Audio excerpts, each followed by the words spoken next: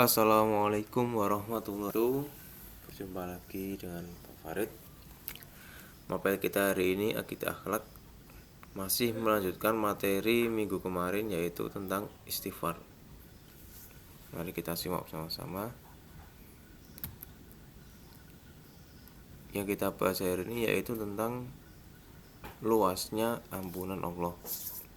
Nah, apa yang harus kita lakukan setelah berbuat kesalahan tersebut?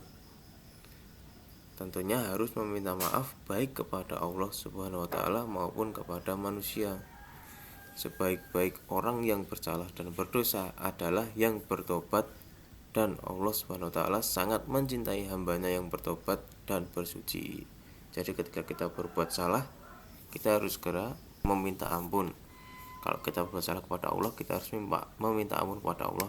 Kalau kita berbuat salah kepada manusia, kita harus meminta ampun kepada manusia, meminta maaf kepada manusia, dan meminta ampunan kepada Allah.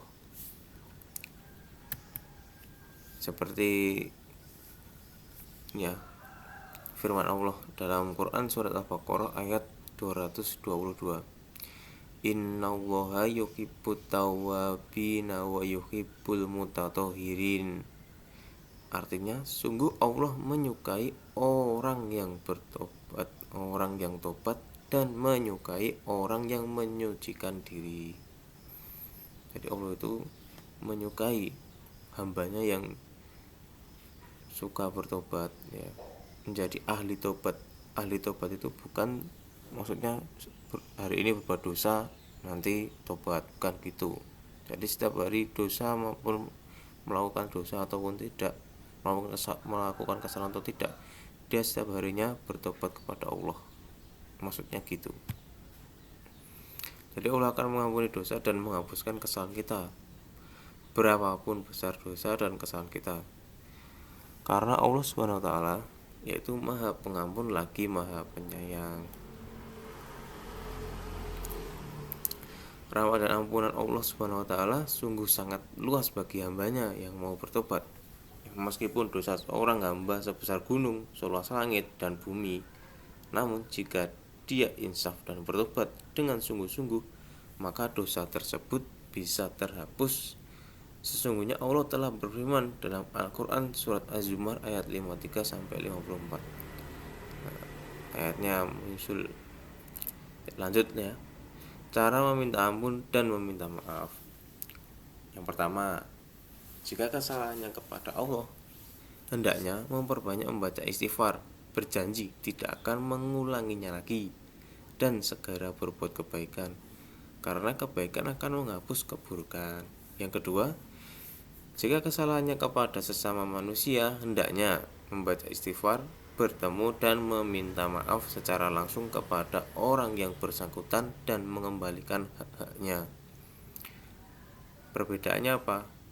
Kalau kita membuat kesalahan kepada Allah, ya kita hanya membaca istighfar dan tidak mengulanginya lagi. Kalau kita berbuat kesalahan kepada sesama manusia, kita harus ada dua permintaan maaf. Yang pertama kepada manusianya, dan yang satunya yaitu beristighfar, yaitu kepada Allah. Jadi dua permintaan maaf.